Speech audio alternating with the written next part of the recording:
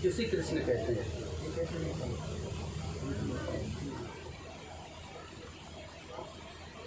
बड़ा सुंदर भाव है गोपियों का। और इतना ही नहीं है, महर्षि जी लोग कह रहे हैं, संतों ने कहा है, यह हमारे चार जो वेद हैं ना, ऋग्वेद, यजुर्वेद, सामवेद, अथर्ववेद, चारों वेदों के 3 कांड हैं, ज्ञान कांड, उपासना कांड और कर्म कांड। 80,000 मंत्र कर्मकांड के हैं, 16,000 मंत्र उपासना कांड के हैं। गोपियों के अलग अलग विभाग भी हैं महाराज। देखिए, श्रुतु रूपा, मनु रूपा, साधना सिद्धा, स्वयं सिद्धा, दैत्य कन्या, मत्स्य कन्या, ये सब गोपियों के रूप हैं। या किसी बड़े आनंद की विषय की बात है, सब गोपी हुई। भगवान कहते हैं सबका कल्याण करना है, और ठाकुर जी ने तो सबका कल्याण किया। आज शायद पूर्णिमा के अर्धरात्रि है, मेरे कृष्ण ने वेणु का निनाद किया है, बहुत ही सुंदर। मेरे कन्हैया यमुना के किनारे चले, कल कल निनादनी पावन यमुना के तट पर शरद पूर्णिमा की रात्रि में बालुका खिल रही है, चंद्रमा प्रमुदित हो रहा है, गोविंद ने मुरली को निदान किया है। एक विचित्र बात, कृष्ण है एक, मुरली है एक, बजाने वाला भी एक, लेकिन सुनने वाले हैं अनन्य। 84 कोष के ब्रजमंडल में जितनी गोपियां हैं ना, सबने सुना, और जैसे सबने सुना है ना, ब्रजंगनाओं को ऐसा लगा है कि मेरा नाम लेकर के बुला रहे हैं, और इसलिए सारी की सारी गोपियां ब्रजमंडल की भागने लगी। आदरणीय सुखदेव जी महाराज ने बड़ा सुंदर कहा है, गोपी जिस कार्य में व्यस्त थी ना, उसी कार्य को बीच में छोड़ करके चली। जैसे भी व्यस्त है, जब भगवान ने वेणु वादन करना प्रारंभ किया, बड़ा सुंदर। ब्रज की रसिकों ने तो ऐसा कहा है महाराज, जब गोपियां भागती हुई जा रही है ना, लहंगा धारो शीश पर उड़ी चुंदरी पांव, रोके से रुकती नहीं, छोड़ चली घर गांव। ज्यादा सारी गोपियों के मन में, या मुझे आवाज लगा लगा करके बुला रहे हैं, मुझे आवाज लगा लगा करके बुला रहे हैं। और स्वामी सुखदेव जी ने बड़ा सुंदर कहा है आज, निश्यम गीत नदन वगदम भजस्यम कृष्ण ग्रही तुमान साहा, आजज्ञ मुनयोन्यमक लक्षणा, सत्र कांतो जब लोल कुंडलाहा। जो गोपी जिस कार्य को कर रही थी ना, उस कार्य को वहीं छोड़ करके दौड़ पड़ी है। लाखों गोपियां ऐसा लगा, मेरा ही नाम, मेरा ही नाम, मेरा ही नाम, भाग रही है, दौड़ती चली आ रही है। एक ऐसा ब्रज के रसिक कह रहे हैं, एक गोपी दूध धो रही थी महाराज, गाय को धोते समय ना, जैसे ही मुरली को सुना, दूध बर्तन वहीं पटक दिया, भागी भागी जा रही है। एक गोपी अपने बच्चे को गोद में लेकर दूध पिला रही थी, लेकिन भाग गई, चली गई। एक गोपी अपनी आंखों में काजल लगा रही थी, जैसे ही मुरली बजी, भाग गई, चली गई। और एक गोपी तो लहंगा साड़ी पहन ही रही थी, लेकिन बेसुध मुरली की ध्वनि सुन करके उसे सुध नहीं रही, भाग गई, बेढंगी बस, लेकिन भागती हुई चली गई। बड़ा सुंदर भाव है महाराज का, पहनना ही भूल गई बेचारी। एक गोपी पति को भोजन करा रही थी, भोजन परोस रही थी, लेकिन मुरली की धुन को सुनकर के कानों में जैसे ही पड़ी, आज परिस्थिति बन गई। पति ने कहा, राम मैं थोड़ा नमक कम है दे दो, कोई ध्यास नहीं रहा, भाग गई, चली गई। बड़ा सुंदर भाव, अद्भुत महाराज, आनंदमय भाव। कृष्णम विदुहा परम कांतम न तु ब्रह्म तया मुने, गुण प्रवाहो परम मस्तामा, गुण धिया कथम। इन गोपियों को जो कृष्ण के प्रति अनुराग हुआ है, वह किसी को नहीं है, अनुरक्त नहीं है महाराज। बड़ा सुंदर प्रेम है इनका, आनंदमय भाव है इनका। आदरणीय सुखदेव जी कहते हैं, राजन बड़ा सुंदर उक्त पुरुषार्थ चेत सिद्धि यथागत, चैत्र सिद्धे यथागत श्री कृष्ण गोविंद हरे मुरारी, श्री कृष्ण गोविंद हरे मुरारी।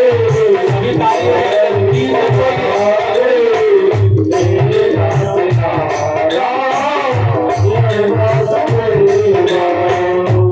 प्रभावो मस्ता शाम गुण धिया मस्ता शाम गुण धिया श्री कृष्ण गोविंद हरे मुरारी, श्री कृष्ण गोविंद हरे मुरारी,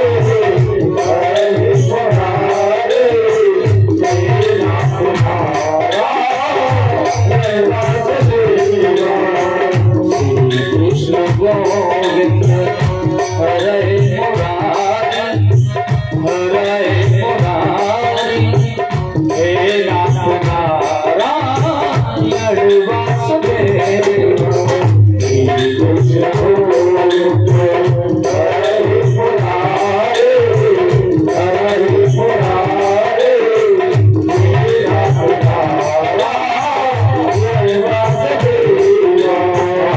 हे नाथ नारायण वासुदेव,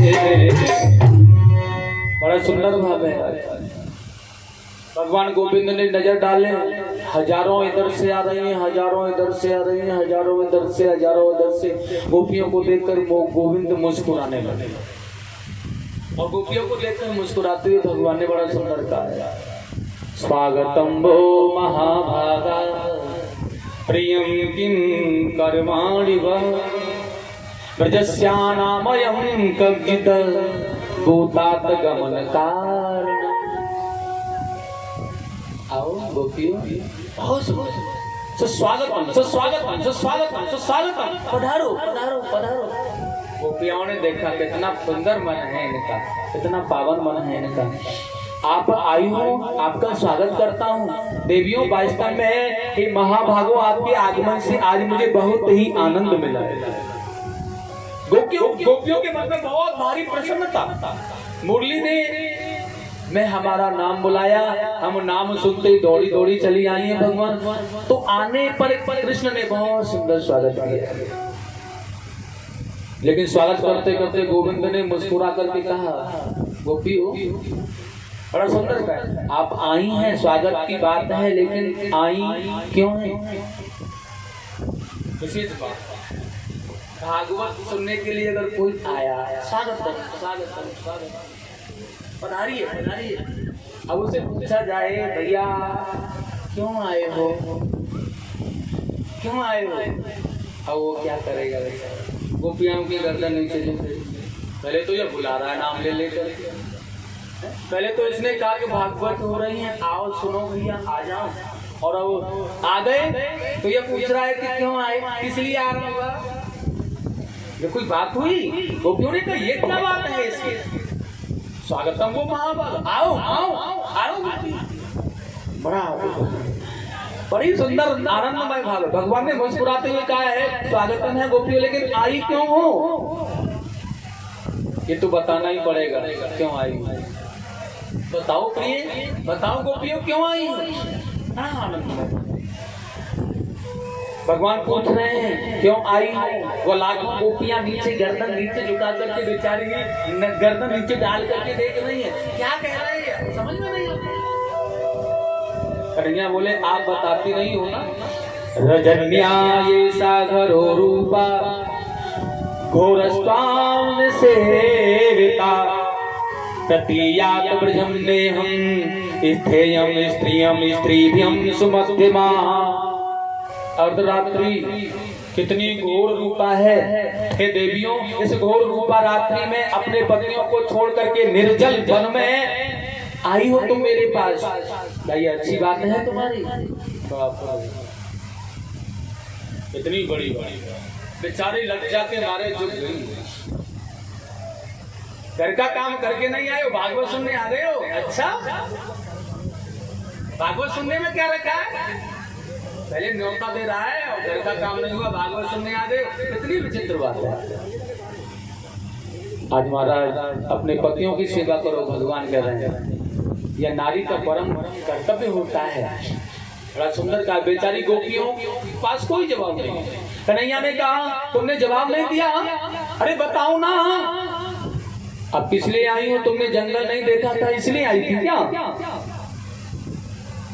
लेकिन भगवान ने कहा फिर दुष्टम वनम कुमितम राकेश करंजितम।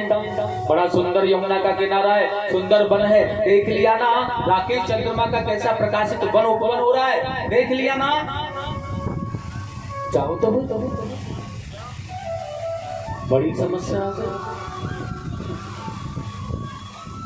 आचार्य सुखदेव जी ने बड़ा सुंदर कहा, परीक्षित तो पहले तो परमात्मा जीव को ठोक पीट करके देखता है।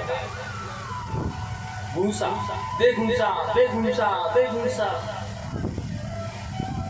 और जब ठोक पीट करके देख लेता है ना, फिर उसे सोने की तरह तपा तपा करके फिर अपना बनाने की चाहना करता है। ऐसा तो नहीं मैं से पहले ही अपना बना लूं, मैदान छोड़ करके भाग जाए, क्योंकि यहाँ तो बड़ा परिश्रम है, बड़ी कठिनाई है, यहाँ से भाग करके जाना बड़ा असंभव बात है। इसलिए ठोक पीट करके बड़ा सुंदर कहा है महाराज।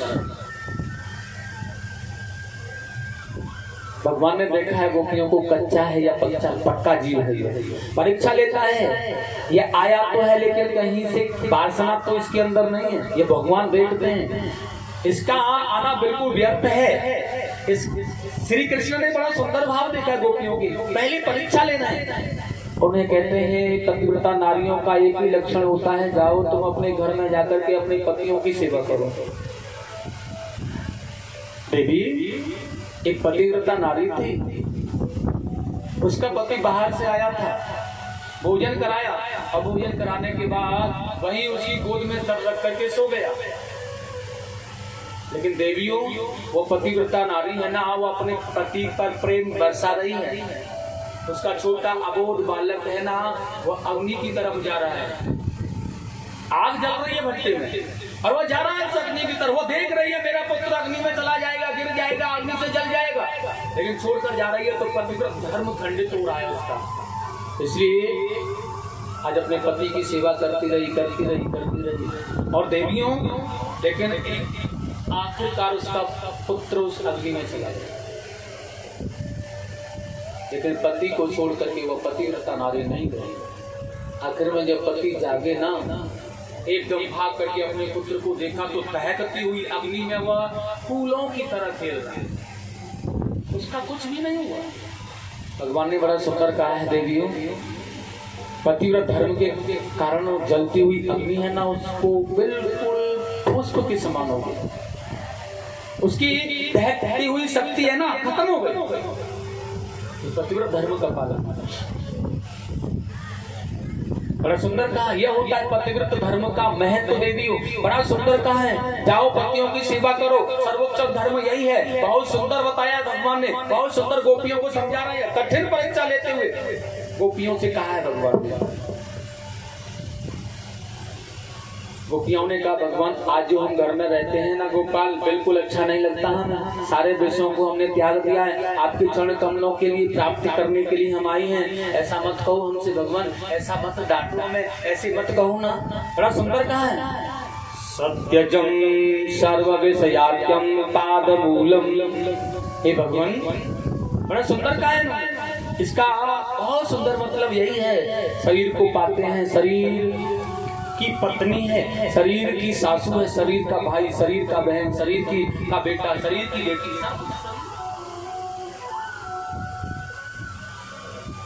अद्भुत भाव है।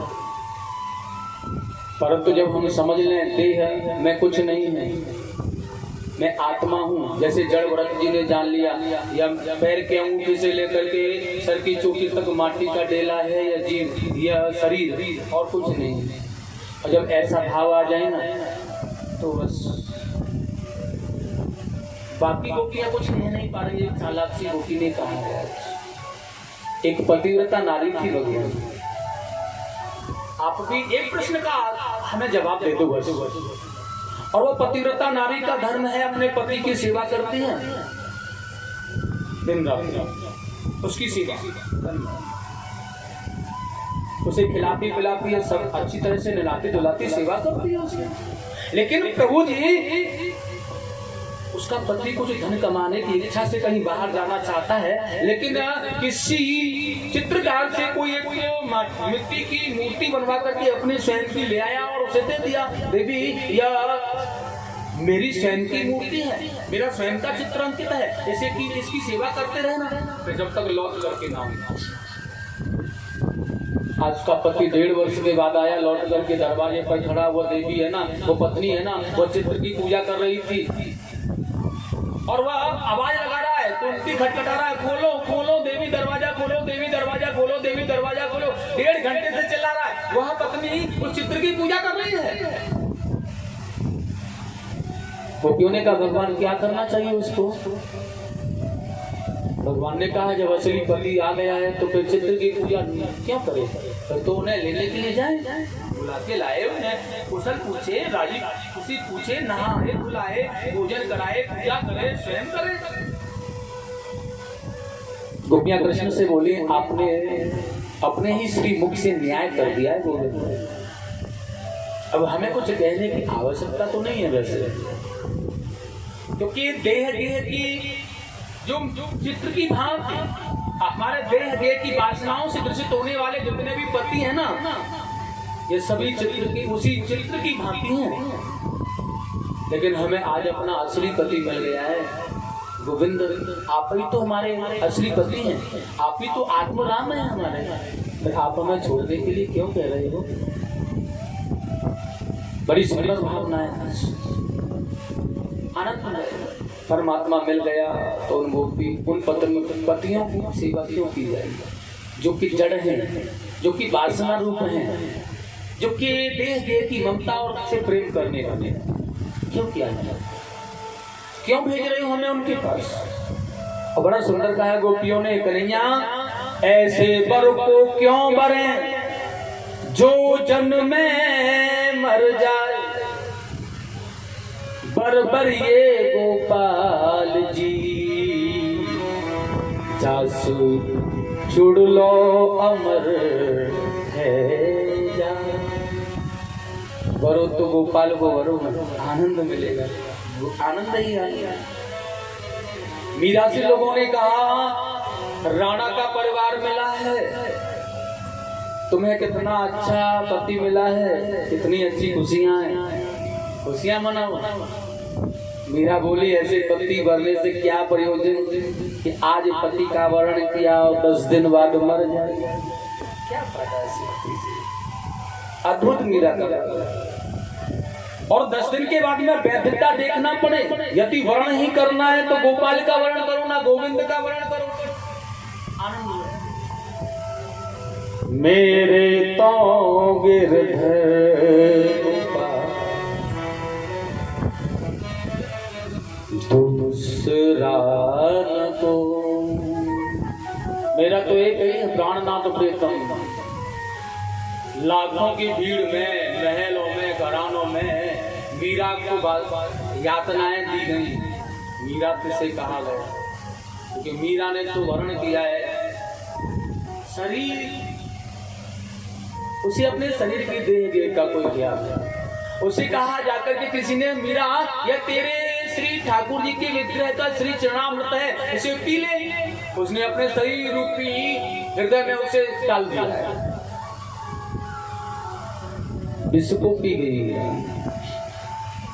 भगवान का भजन करना है तो ऐसे करना है, ऐसे करना होता है। गोविंद को पाना है तो ऐसे पाना होता है महाराज। गोविंद ऐसे मिलते हैं जैसे मीरा ने अपनाया, बन करके तो देखें। जाके सिर मोर मुकुट मेरो पति वो ही, मेरो पति वो ही, मेरे तो गिरधर गोपाल दूसरा न कोई। असुवन जल सींच सींच प्रेम बेल बोई, अब तो बेल फैल गई अमृत फल हो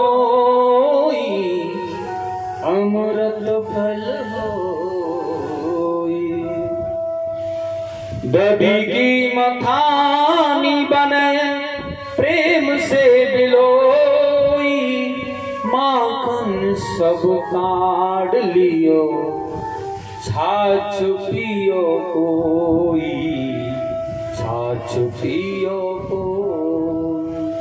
संतन ढिंग बैठ बैठ लोक लाज खोई, संतन ढिंग बैठ बैठ लोक लाज खोई।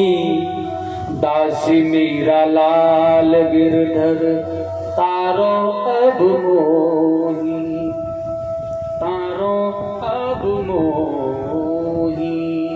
मेरे तो गिरधर गोपाल दूसरा न तो। ऐसे बना गोविंद को पाली या फिर संसार में क्या पाना है, किसे पाना है? अद्भुत भाव है। वही गोपियां के प्रेम में अनंत आनंदमय भाव से कह रहे हैं। गोपियां भी इसी बात को भगवान को आनंदमय भाव से कह रही हैं। अभिमान नहीं है भगवान, आप ने बुलाया तो छोड़ा क्यों जाए, आप हमें बताएं ना भगवान। बड़ा सुंदर आनंदमय भाव से उन्होंने बड़ा मधुर गीत गाया है। मैं बम विमोहर्तित भगवान गतिम संस संत्यं च सर्व विषयात् सत्वं पादमूलम्।